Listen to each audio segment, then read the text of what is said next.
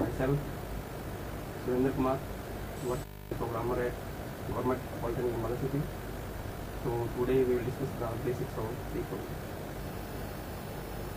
Now, to communicate with anybody, we use a language.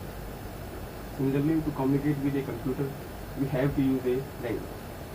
We cannot communicate with a computer by using the simple language like Hindi, English, etc. So to communicate with a computer, we have to use a special language that is known as the computer language. So to describe the notation of a problem to a computer, we have to describe the problem into a simple set of commands that the computer can understand and execute. मतलब computer से बातचीत करने के लिए हम simple language का use नहीं कर सकते. कंप्यूटर से बातचीत करने के लिए हमें एक ऐसी लैंग्वेज का यूज़ करना पड़ेगा जो कंप्यूटर इसको समझ सके. Now to process a particular set of data, computer must be given an appropriate set of instructions which is known as a program. Now this program must be written in a language that the computer can understand. Means जो programme के जरिए हम किसी भी problem को solve करवाना चाहते हैं, तो उस प्रॉब्लम को सॉल्व करने के लिए हमें कंप्यूटर के अंदर कंप्यूटर की लैंग्वेज में ही वो चीज़ लिखनी पड़ेगी. मतलब सिंपल लैंग्वेज में हम उसको नहीं बता सकते कि आपको क्या करना है. So we can instruct the computer only in the computer language form, and the set of instructions which we will give to the computer is known as the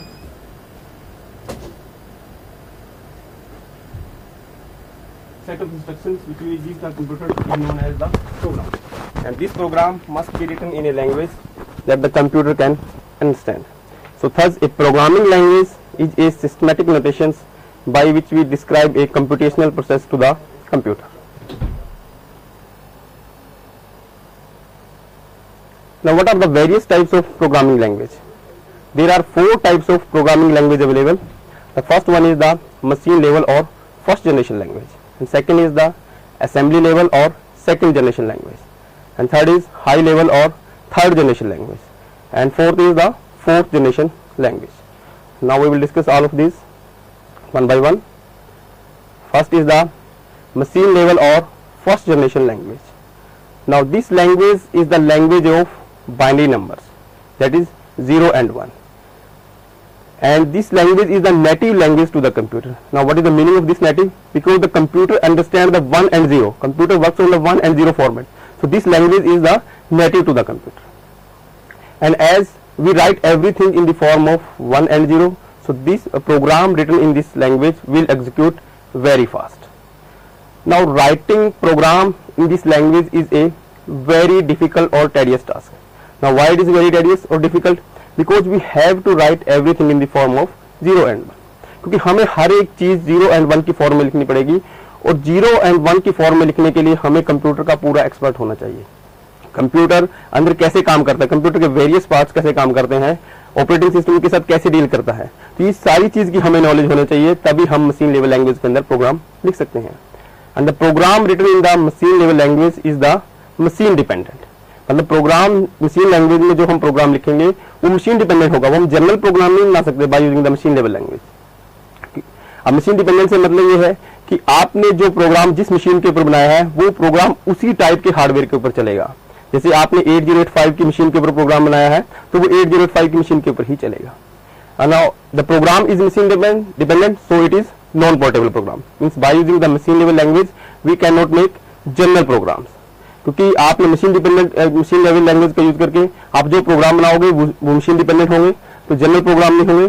तो these are not the non portable, these are the portable non portable programs. Now machine level language program do not require any conversion software. This is the advantage of the machine level language programs. So there are 2 advantages of the machine level language: it executes very fast and it does not require any conversion software. Now next type of the programming language is the assembly language or second generation language. Now this language is the language of mnemonics.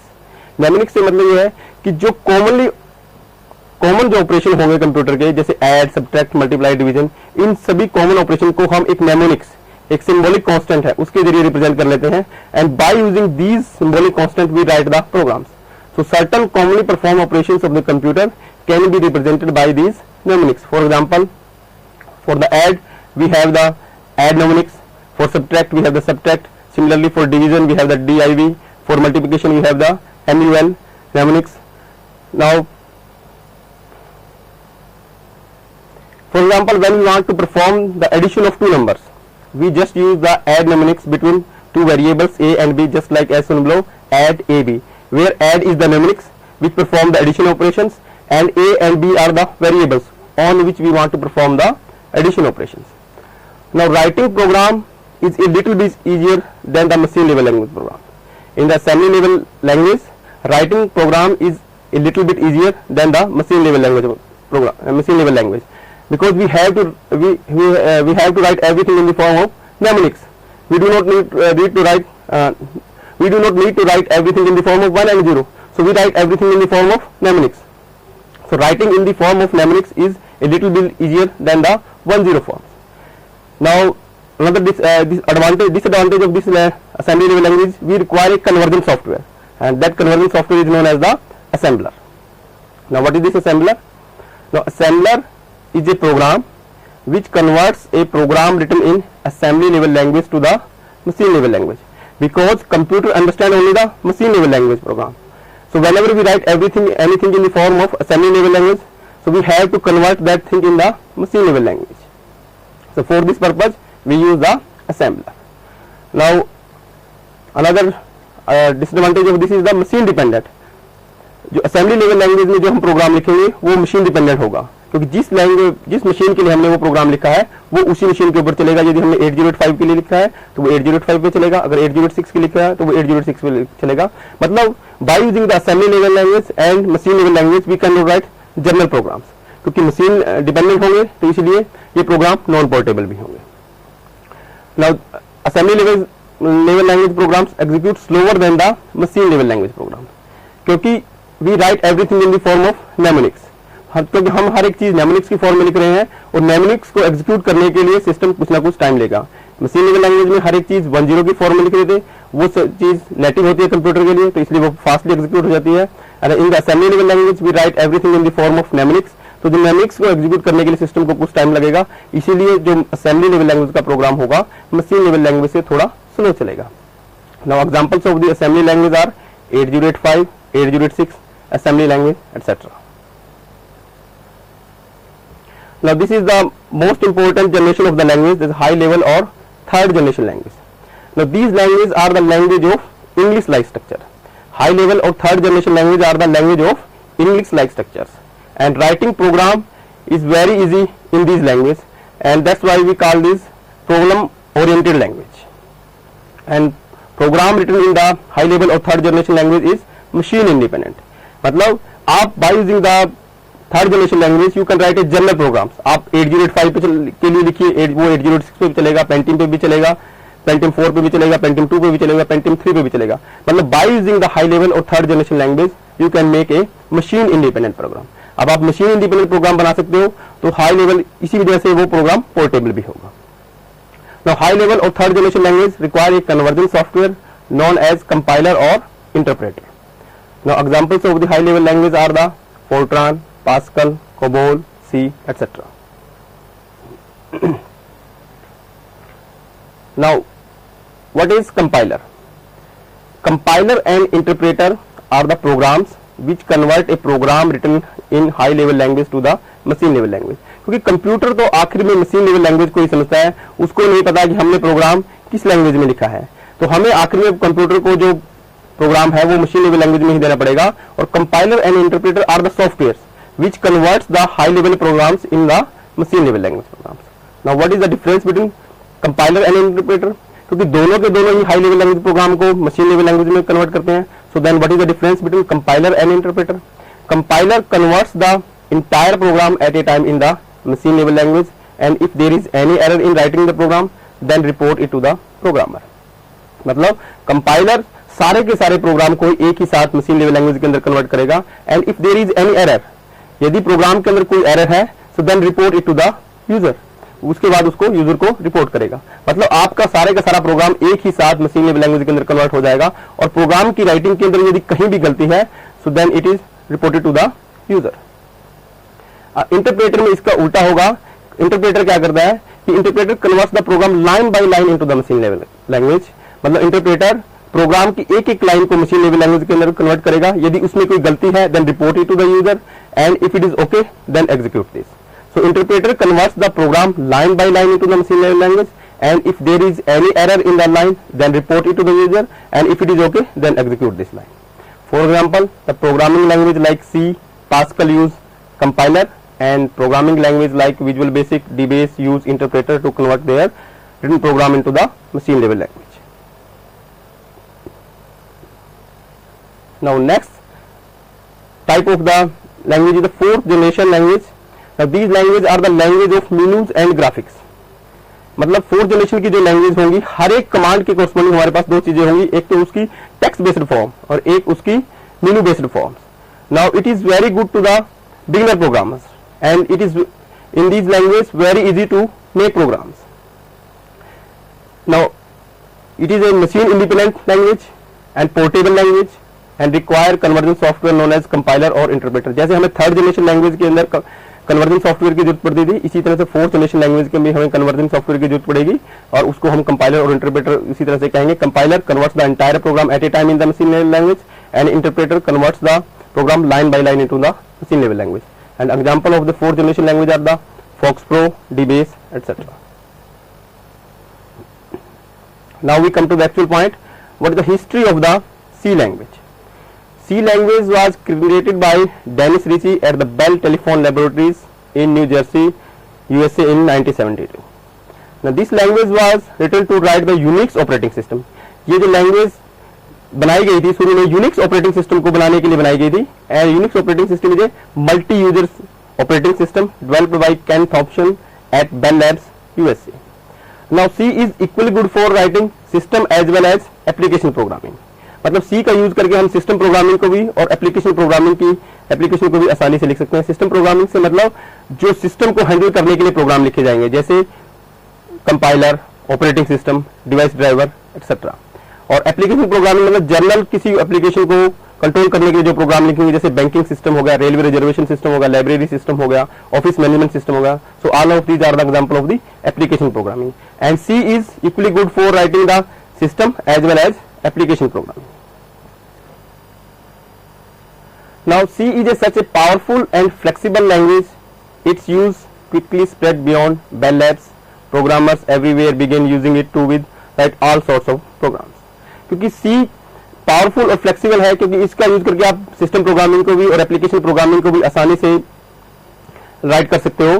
तो इसका जो मतलब use था separate beyond the telephone lab Bell Labs and different organization begin utilizing their own version of C and subtle difference between implementation started to pose a serious problem in front of the system developer.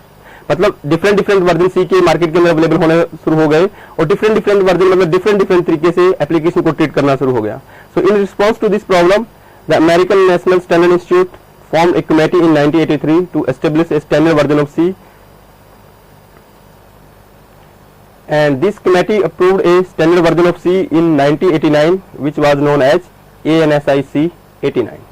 Now this version was further approved by the International Standard Organization in 1990.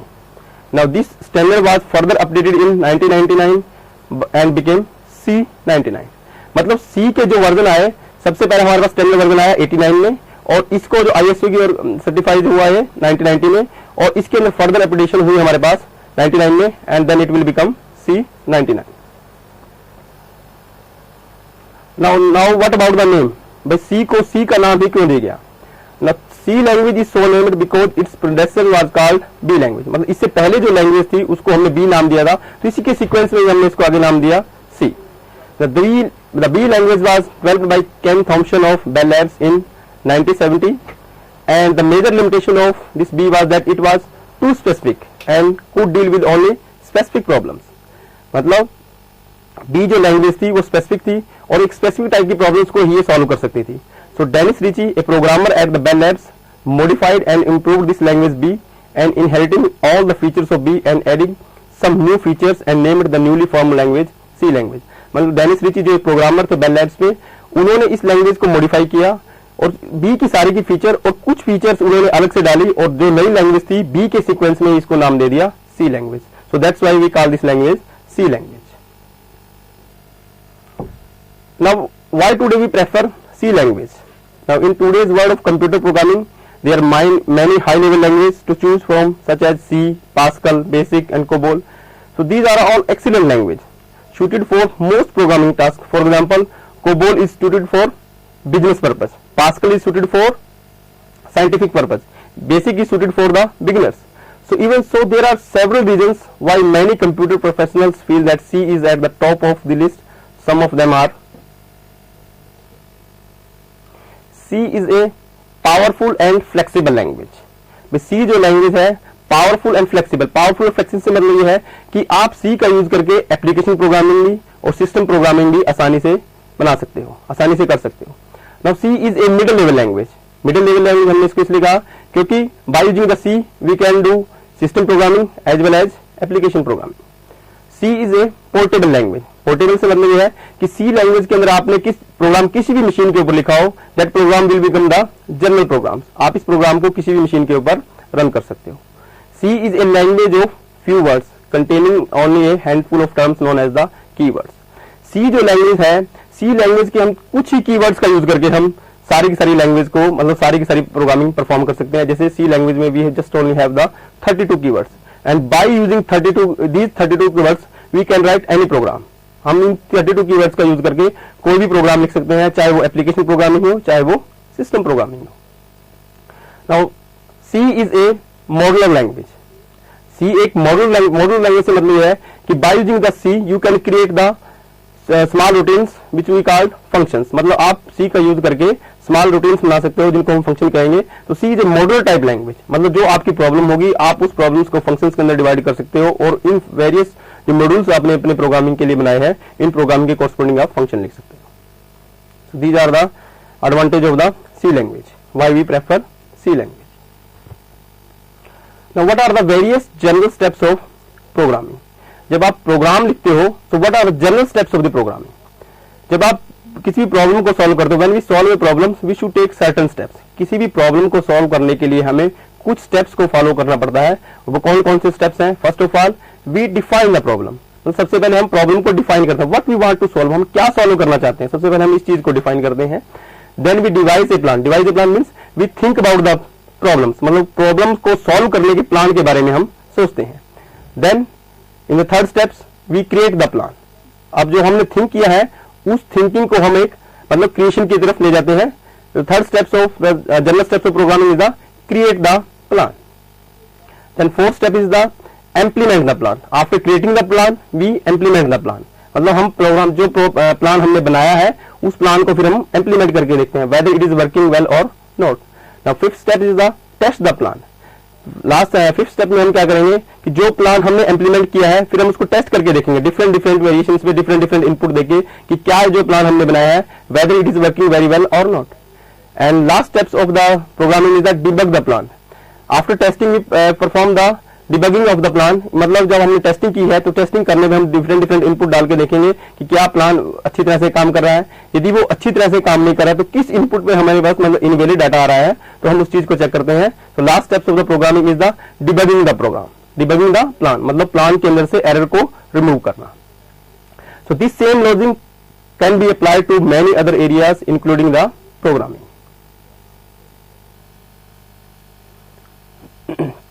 तो जो general steps of programming थी same thing we used in the program development cycle in the C language. The program development cycle is the cycle we have to follow for creating a program and it has the following steps. जैसे हमने पीछे general steps of programming को follow किया था उसी हिसाब से हम प्रोग्राम डेवलपमेंट साइकिल के अंदर चलते हैं. First of all we create the source code using an editor. सबसे पहले हम मतलब एडिटर का यूज करके अपनी प्रॉब्लम के लिए सोर्स कोड को क्रिएट करेंगे. Then we compile the source code to create an object file. Object file मतलब मशीन लेवल लैंग्वेज की फाइल हो जाएगी वो 10 की फॉर्म में. Then we link the compile code to create an executable file. मतलब जो हमने सोर्स कोड लिखा है सोर्स कोड की कॉरस्पॉन्डिंग हमें ऑब्जेक्ट फाइल में आई. अब इस ऑब्जेक्ट फाइल के साथ हमारे पास कुछ यूजर डिफाइंड फंक्शन होंगे और कुछ लाइब्रेरी फंक्शन होंगे. अब यूजर डिफाइंड फंक्शन के साथ लाइब्रेरी फंक्शन को अटैच करने के लिए we link the compile code. ठीक है जी. लिंकिंग करने के बाद we run the program, program को रन करते हैं कि whether it is working very well और not. And the last steps we testing the program, testing में मतलब वेरियस डाटा के साथ हम प्रोग्राम को टेस्ट करेंगे। And after that we debug the program, if there is any error in the program then we remove error from the programme.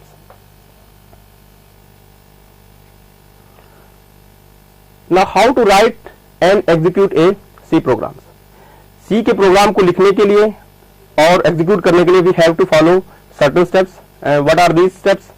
First of all, we go to the DOS prompt. सबसे पहले हम DOS prompt के ऊपर जाएंगे.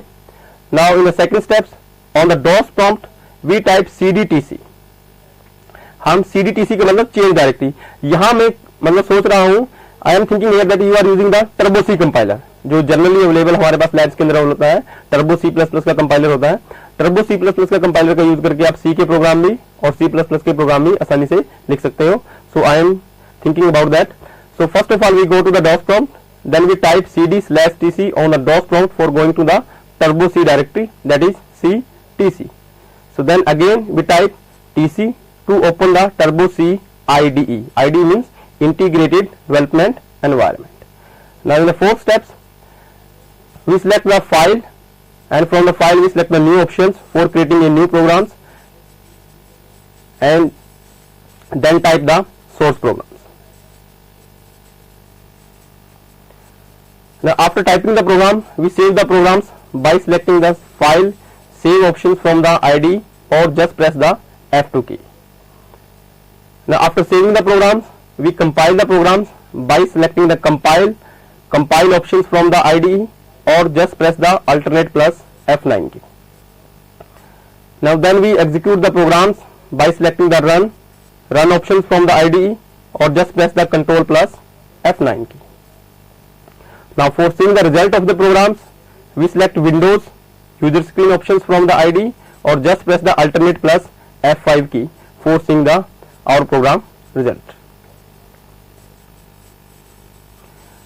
Now for opening the already saved programs, we select file open option from the IDE or just press the F3 key. Now for performing the cutting, copying and pasting operations in the IDE, we use the following key combinations. For cutting we use the shift plus delete key options. Then we use for copy we use the control plus insert key options. For pasting anything in our source code we use the shift plus insert key, and for doing anything undo we use the alternate plus backspace key. Now for exiting from the IDE, we either select the file or quit options from the IDE or just press the alternate plus X key. मतलब जो आपका programme का मतलब programming language का integrated development environment है उससे बाहर निकलने के लिए या तो आप फाइल के ऑप्शन में से क्विट के ऑप्शन को सिलेक्ट करोगे या just press the alternate plus x की। अब ये पिक्चर्स के साथ मैंने दिखाया हुआ है कि कैसे आप मतलब डॉस प्रॉम्प्ट में जा सकते हो। सबसे पहले from the program options we select program, then accessories, then we select the command prompt. Now by using these options we go to the DOS prompt. अब DOS prompt पे सबसे पहले जब आप आओगे तो सबसे पहले आपके सामने खुलेगा C documents and settings और उसके ऊपर आप टाइप करोगे cd/tc to change your current directory from to Turbo C directory. cd tc or on the tc again you type the tc to go to the Turbo C IDE. अब ये हमारे पास C language का integrated development environment है। Actually it is the environment of the turbo C++। Turbo C++ compiler, जो turbo C++ का compiler होता है, turbo C++ के कंपाइलर का यूज करके आप C के प्रोग्राम में लिख सकते हो और C++ के प्रोग्राम में लिख सकते हो। So this is the turbo C++ IDE, and in this IDE we have the 9-7 options: file, edit, search, run, compile, debug, project, options, windows, and if you want to get any help for about the IDE, so you can use the help options. अब programme को, नया programme आपको create करना है तो file के option में से आप न्यू के ऑप्शन को सिलेक्ट करोगे and by using this you can create a new programs. अब अगर आपको प्रोग्राम को सेव करना है तो फाइल के ऑप्शन में से आप सेव के ऑप्शन को सिलेक्ट करोगे या जस्ट प्रेस द F2 की।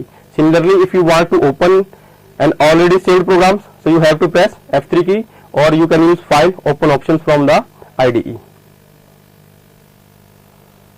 अब अगर आपको प्रोग्राम को कंपाइल करना है तो कंपाइल की ऑप्शन में से आप कंपाइल के ऑप्शन को सिलेक्ट करोगे या just press the alternate plus F9 की।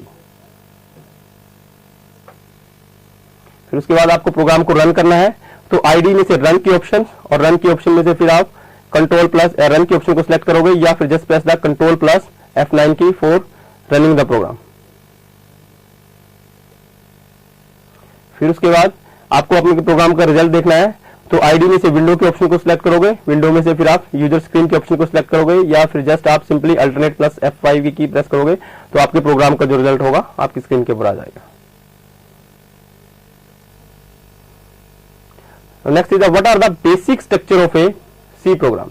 तो सी प्रोग्राम जो आप लिखते हो उसकी बेसिक स्ट्रक्चर क्या होती है? So these are the various parts of the C program. The first part is the documentation section, then is the link section, then definition section, then global declaration section, and then is the main functions. In the main functions we have two options. One is the local variable declaration, next is the executable statements, and after that we have the user defined functions.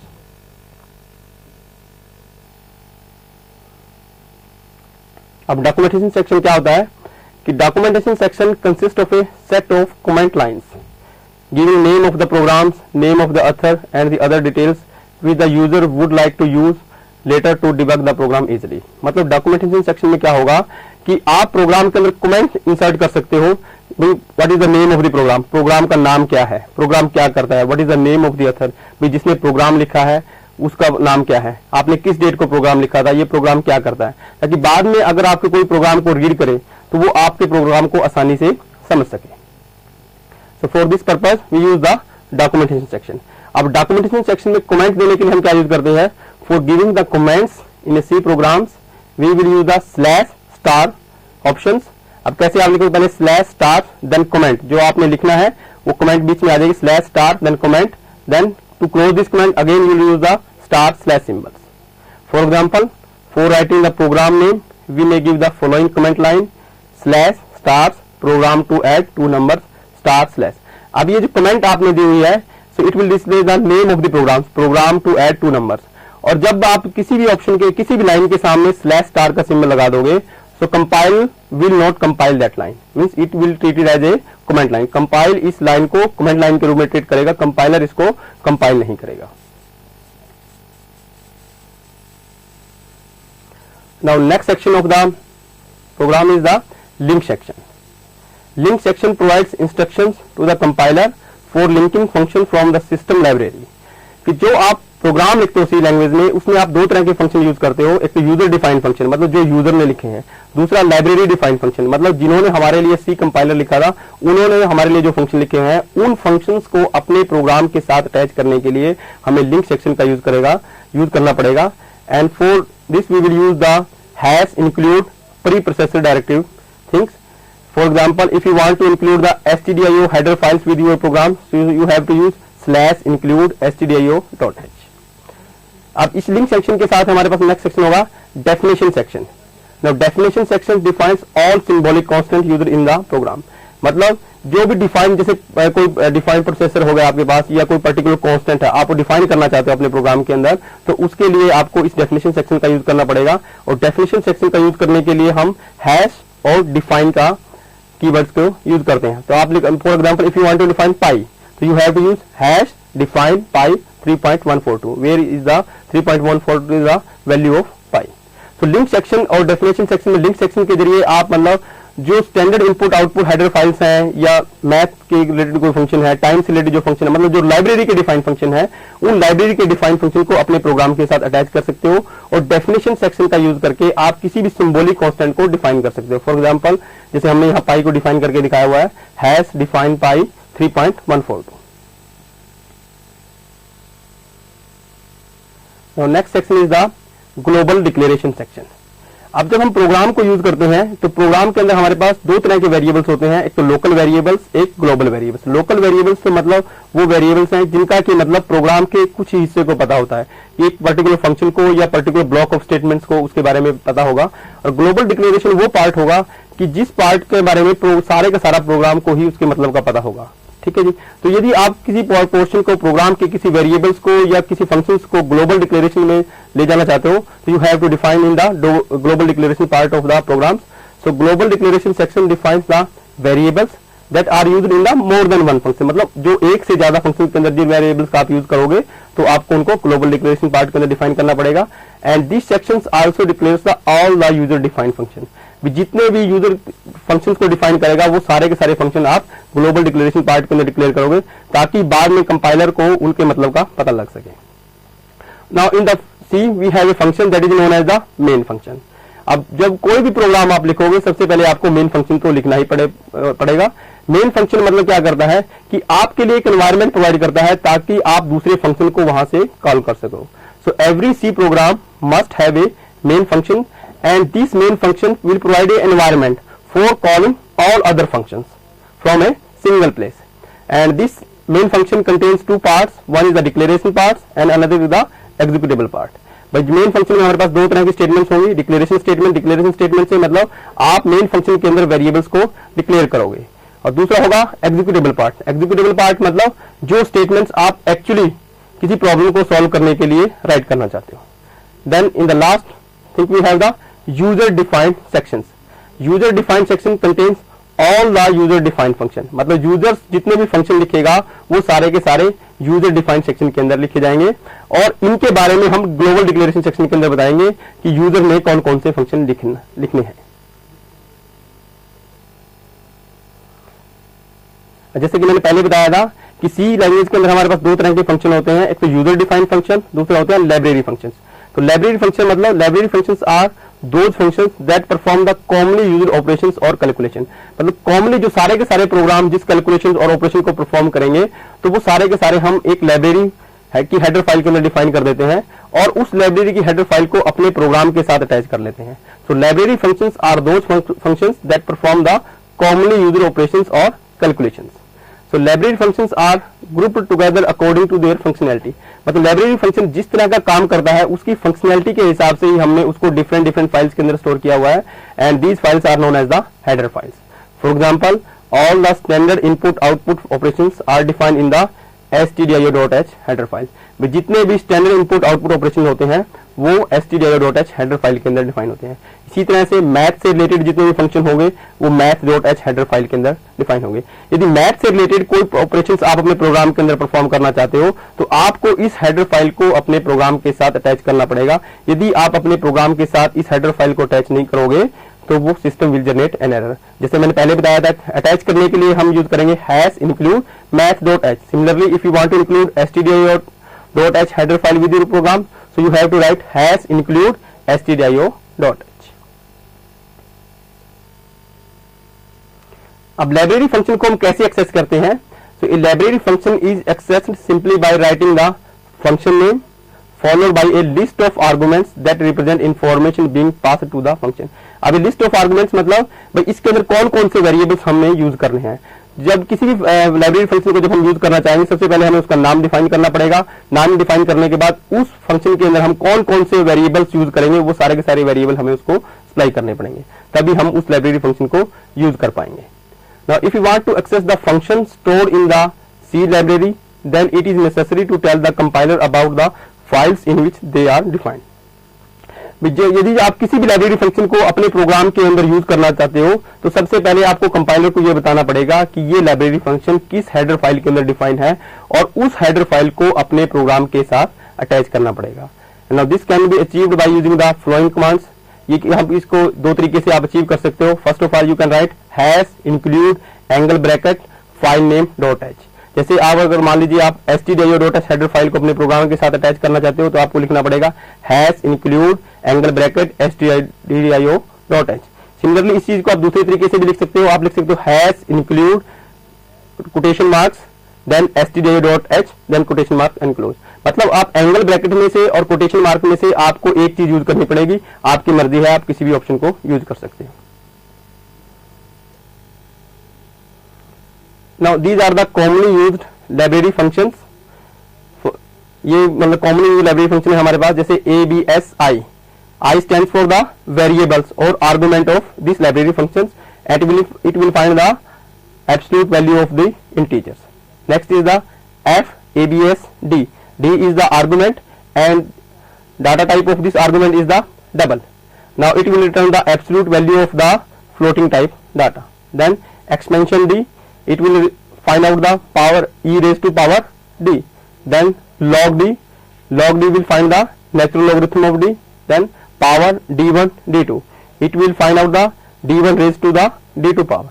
Then sin D will find out the sine of d. Then get ch function will return a character from the standard input output device. अब जैसे function के साथ हमने उसके bracket में उसके जो enclose किया हुआ है, these are the arguments of the functions, ठीक है जी।